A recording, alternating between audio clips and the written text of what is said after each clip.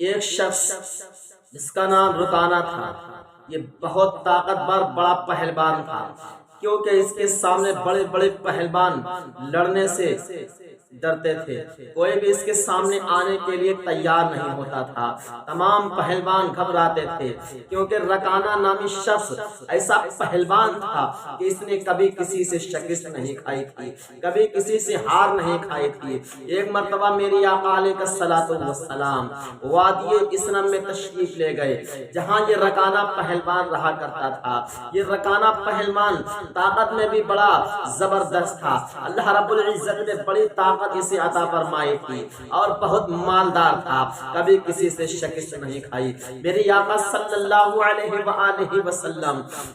وادی اسلم میں ٹہلتے ٹہلتے رکانہ کے مکان کے قریب پہنچ گئے، جہاں پر رکانہ رہتا تھا، رکانہ پہلوان رہتا تھا، وہیں پر آپ پہنچ گئے۔ جب رکانہ نے دیکھا کہ میری آقا علیہ الصلوۃ والسلام یعنی جناب محمد عربی صلی اللہ علیہ وآلہ وسلم جنگل میں تشریف لے کر آئے ہیں، رکانہ دوڑتا ہوا محمد عربی صلی اللہ علیہ وآلہ وسلم کے پاس آیا، آ کر کہنے لگا، اے محمد صلی اللہ علیہ علیہ وسلم، میں نے سنا ہے تم میرے لات و عزا کی توہین کرتے ہو، میرے معبودوں کو برا بھلا کہتے ہو، میں تم سے کشتی لڑنا چاہتا ہوں، میں تم سے کشتی لڑوں گا، کیا تم اس کے لیے تیار ہو؟ میری آقا علیہ الصلوۃ والسلام نے کہا، اے رکانہ، اگر تیری خواہش یہی ہے، اگر تو یہی چاہتا ہے کہ میں تجھ سے کشتی لڑوں، میں تجھ سے مقابلہ کروں، تو میں تجھ سے کشتی لڑنے کے لیے تیار ہوں۔ جب میری آقا صلی اللہ علیہ وآلہ وسلم نے یہ بات کہے کہ میں تیار ہوں، تو رکانہ پریشان ہو گیا، حیران ہو گیا کہ کوئی بھی اس کے مقابل آنے کے لیے تیار نہیں ہوتا تھا، اور میرے آقا صلی اللہ علیہ وسلم نے اس سے شرط منظور کر لی اور لڑنے کے لیے تیار ہو گئے۔ رکانہ نے کہا کہ میں اپنے لات و عزا کو یاد کرتا ہوں، ان کے نام سے جنگ شروع کرتا ہوں، تم اپنے رب کو پکارو، اپنے خدا کو پکارو، دیکھیں کون جنگ جیتتا ہے، کون کسے پچھاڑتا ہے، کون کسے گراتا ہے۔ میرے آقا صلی اللہ علیہ وآلہ وسلم نے کہا، ٹھیک ہے آؤ رکانہ۔ میرے آقا صلی اللہ علیہ وآلہ وسلم نے جیسے ہی رکانہ کو پکڑا، رکانہ کو جب پکڑا ویسے ہی اسے چست کر دیا، اس کو گرا دیا اور اس کے سینے پر بیٹھ جاتے ہیں۔ بیٹھنے کے بعد رکانہ کہنے لگا، اے محمد صلی اللہ علیہ وآلہ وسلم، ایک مرتبہ مجھے اور موقع دو، میرے معبودوں نے میرے طرف دھیان نہیں دیا ہے، میں پھر تم سے کشتی لڑنا چاہوں گا۔ میرے آقا صلی اللہ علیہ وسلم نے پھر اسے دوبارہ موقع دیا اور کہا، اے رکانہ، ٹھیک ہے تم مجھ سے جنگ کر سکتے ہو، دوبارہ لڑ سکتے ہو، میں تیار ہوں۔ پھر میرے آقا صلی اللہ علیہ وآلہ وسلم نے اسے تہ مارا، پھر گرا دیا۔ پھر گرانے کے بعد وہ رکانہ کہنے لگا، پہلوان کہنے لگا، آج میرے معبود مجھ سے ناراض ہیں، اسی لیے ان کا دھیان میرے طرف نہیں آ رہا ہے، اسی لیے آج میں شکست کھا رہا ہوں، گر رہا ہوں، اسی لیے محمد صلی اللہ علیہ وسلم تم نے مجھے گرا دیا ہے 2 مرتبہ۔ تیسری مرتبہ پھر کہنے لگا، محمد صلی اللہ علیہ وسلم، تیسری مرتبہ میں پھر تم سے کشتی لڑنا چاہتا ہوں۔ میرے آقا صلی اللہ علیہ وسلم نے کہا، ٹھیک ہے۔ پھر تیسری مرتبہ کشتی ہوئی، پھر میرے آقا صلی اللہ علیہ وآلہ وسلم نے اس کو گرا دیا۔ اب رکانہ نے دیکھا کہ محمد عربی صلی اللہ علیہ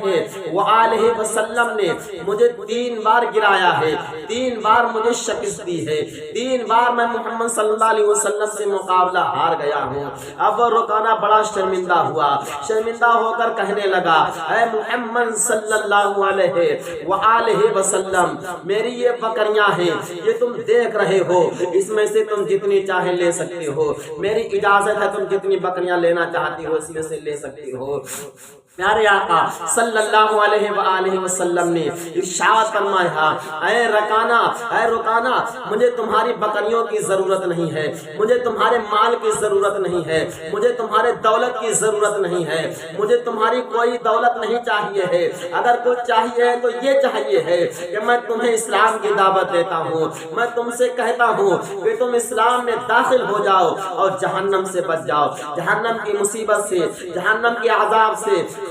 جہنم کی ہولناکیوں سے بچ کر تم جو ہے اسلام میں داخل ہو جاؤ، تم عذاب قبر سے اور جہنم کے عذاب سے بچ جاؤ گے۔ رکانہ کہنے لگا کہ میں اسلام تو قبول کر لیتا، لیکن مکہ کے لوگ کہیں گے کہ محمد صلی اللہ علیہ وآلہ وسلم سے جنگ ہار کر، کشتی ہار کر جنگ کی تھی رکانہ نے، رکانہ کو پیارے آقا صلی اللہ علیہ وآلہ وسلم نے پچھاڑ دیا، گرا دیا، شکست کھا کر اسلام کو قبول کر لیا ہے۔ میری آقا صلی اللہ علیہ وآلہ وسلم نے کافی سمجھایا لیکن رکانہ کے سمجھ میں نہیں آیا۔ ادھر حضرت ابوبکر صدیق، عمر فاروق اعظم رضی اللہ تعالی عنہ، دونوں صحابی پیارے آقا صلی اللہ علیہ وآلہ وسلم کو ڈھونڈتے ہوئے وادی اسلم میں آ جاتے ہیں اور سوچتے ہیں کہ میرے آقا صلی اللہ علیہ وسلم اس بستی میں آئے ہیں جہاں پر رکانہ نامی شخص رہتا ہے، جس کا دبدبہ بہت زیادہ ہے، جو کوئی بھی اس کے سامنے آنے کو تیار نہیں ہوتا ہے۔ کہیں ایسا نہ ہو رکانہ نے میرے آقا صلی اللہ علیہ وسلم کو پکڑ لیا ہو۔ ہم جب بس وادی اسلم میں پہنچتے ہیں، میرے آقا صلی اللہ علیہ وسلم سے ملاقات ہوتی ہے۔ میرے آقا صلی اللہ علیہ وسلم سے حضرت ابوبکر صدیق، حضرت عمر فاروق اعظم نے کہا یا رسول اللہ صلی اللہ علیہ وسلم، آپ تو تنہا، آپ کو اکیلے اس بستی میں، اس وادی میں، اسلم وادی میں نہیں آنا چاہیے تھا، کیونکہ یہاں رکانہ پہلوان رہتا ہے۔ پیارے آقا صلی اللہ علیہ وسلم نے فرمایا اے عمر اور صدیق، بات یہ ہے کہ جس رکانہ کو اپنے اوپر بڑا ناز تھا، بڑا گھمنڈ تھا، بڑا تکبر تھا، آج میں نے اس کا سارا گھمنڈ، تکبر اور اس کے ناز کو ختم کر دیا، توڑ دیا ہے، کیونکہ رکانہ سے میں نے کشتی لڑی ہے اور میں نے اسے بہت بری شکست دی ہے، بہت بری ہار دی ہے۔ برادران ملت اسلامیہ، پیارے آقا صلی اللہ علیہ وآلہ وسلم ہر کمال و خوبی کے مخزن و منبع و مخزن ہیں۔ پیارے آقا صلی اللہ علیہ وآلہ وسلم کو رب تبارک و تعالی نے تمام کمالات و خوبیاں اور طاقت و قوت عطا فرمائی ہے، اور کافر و مشرک بھی سمجھتے تھے کہ پیارے آقا صلی اللہ علیہ وآلہ وسلم اللہ رب العزت کے پیارے رسول اور اس کے بندے اور اس کے بندے ہیں، لیکن نفس کی وجہ سے پیارے آقا صلی اللہ علیہ وآلہ وسلم پر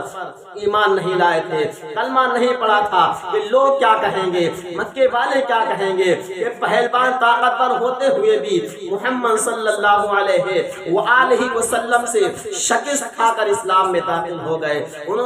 لوگوں نے نفس کی خواہش پیارے آقا صلی اللہ علیہ وسلم کو نہ مانا، کلمہ نہ پڑھا، اسلام میں داخل نہ ہوئے۔ میری آقا صلی اللہ علیہ وآلہ وسلم کو رب تبارک و تعالی نے بڑی طاقت و قوت عطا فرمائی۔ پیارے آقا صلی اللہ علیہ وسلم ہر کمال و خوبی کے جامع اور مخزن ہیں۔